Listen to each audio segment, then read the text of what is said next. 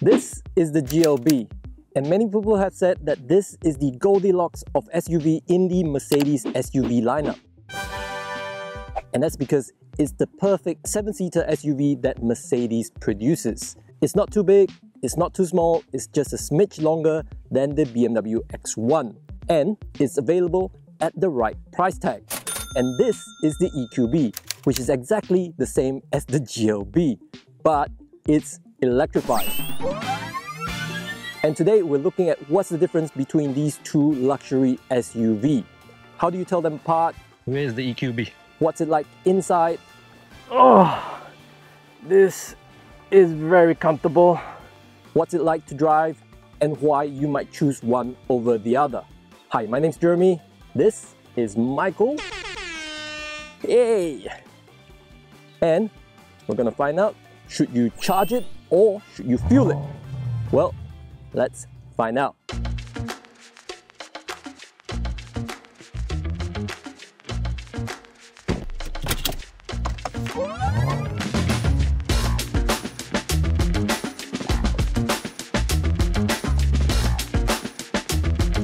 Now, from the outside, the GLB and the EQB looks almost identical, and that's because they are in fact the same car. Same, but different. But still same. And the only way to tell them apart is by looking at their headlights, front grille, tail lights, and rear bumper. And when that all fails, you can always look at the badges. And there's only one badge to tell you which one is the GLB and which one is the EQB. But to most motorists, these two cars will look almost identical, except for when you look at it at night. And this is when the EQB turns into a spaceship. And by the way, it goes like one too, especially when you put it into sports mode. But we'll tell you more about that in a bit. Now, the reason the EQB looks like a spaceship is because of this LED strip here that connects the headlights together. And when you take a look at the back of the EQB, there is also a light bar that connects the taillights, giving the EQB that futuristic look that a lot of EVs are sporting these days. Now, the GLB sports a more traditional look where the headlights and the taillights are not connected. And as a result, it has a more boxier look, kind of like a baby G-Wagon, and it's the one we prefer. Now, we're curious to find out which shape do you like best, so let us know in the comment section below. Now, on the inside, the GLB and the EQB are pretty much carbon copy again. You'll get the same center console with a built-in wireless charger, the same digital dashboard, the same infotainment system, the same steering wheel, same panoramic sunroof, and the same seating layout. Both will comfortably sit 7 people. Now, there are also no badges inside the car whatsoever. And the only way to know that you're in a GLB is to start the engine. And this being an internal combustion engine, it will produce a bit of a noise.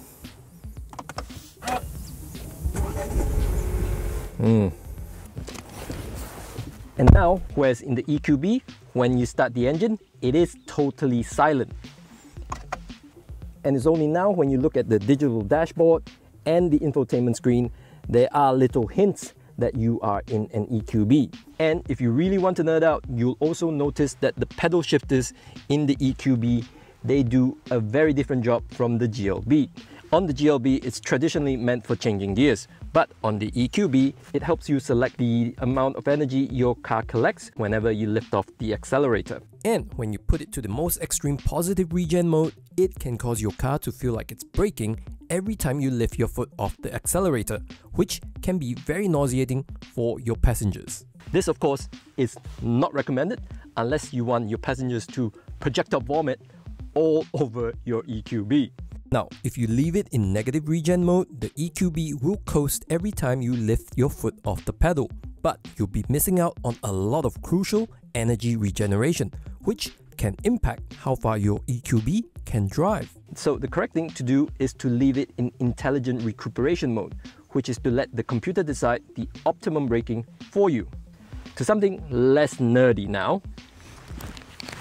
Now, the second row seat on the EQB might have a tiny bit less space because of the raised floor and that's to accommodate the battery packs that's underneath the car. So on longer road trips, you might not feel as comfortable sitting in the second row of the EQB as compared to the GLB. Now, both of these cars come with a third row of seats, which is really handy if you tend to ferry a lot of people around. It is definitely capable of seating larger humans and smaller ones too. And it can be a tight fit, but you'll be comfortable enough on shorter trips. And you even get your own USB-C charging port, so you won't have to bother the other passengers. Now, for when you're not ferrying people around, these third row seats can be folded down to reveal a 500-litre luggage space, which is plenty of space for your daily shop. And if that isn't enough, you can always fold down the second row seats. Now, with the second row of seat down, it is actually quite a lie flat.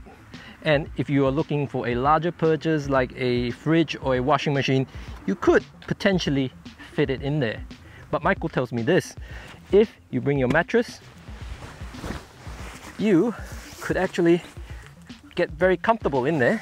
And this being Michael's car, I have to take off our shoes to get in. Look, it's very comfortable.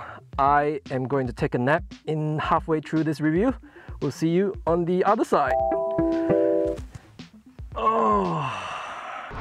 Now, there's one really cool feature on the EQB that you won't get on the GLB, and that's the pre-entry climate control. This thing lets you control your air conditioning and your heater from the phone. And if you have forgotten to lock your car, you can check it on the app, and you can lock it from the app itself. This thing is a butt saver during those hot summer days and a butt warmer during those cold winter mornings. And you can do all this from anywhere in the world.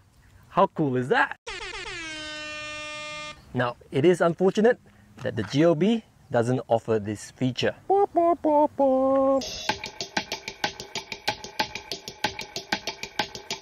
So, what's it like driving these two cars? Well, let's take a closer look. The EQB with the electric motor offers instant torque. Just put it into sports mode, step on it, and this thing will go warp speed.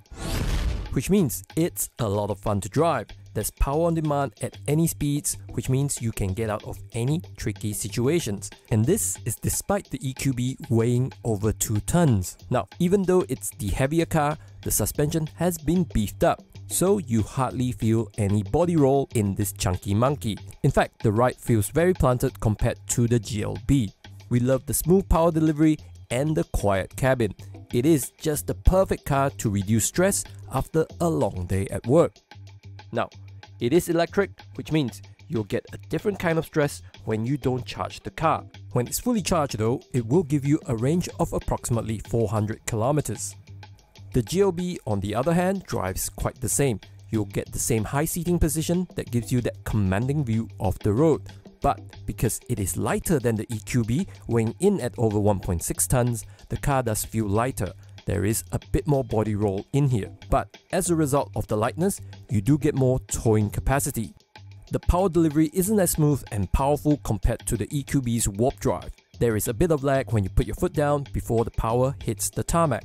But because it's a petrol engine with a 60-litre tank, if you want to drive from Melbourne to Mildura in a single tank of fuel with no toilet breaks, you can actually do this in the GLB.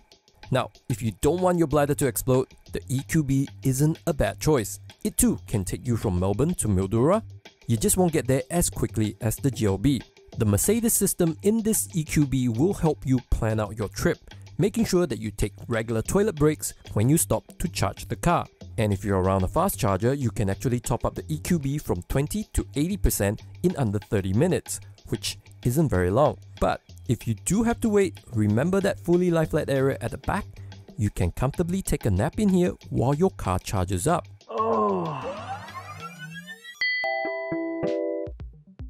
So, which one of these cars will you choose? Should you charge it or should you fuel it? Well, both of these cars are super practical.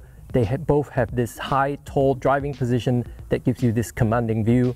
They have lots and lots of space, and it will help you carry 5 regular humans and 2 smaller ones. And you can even sleep in it.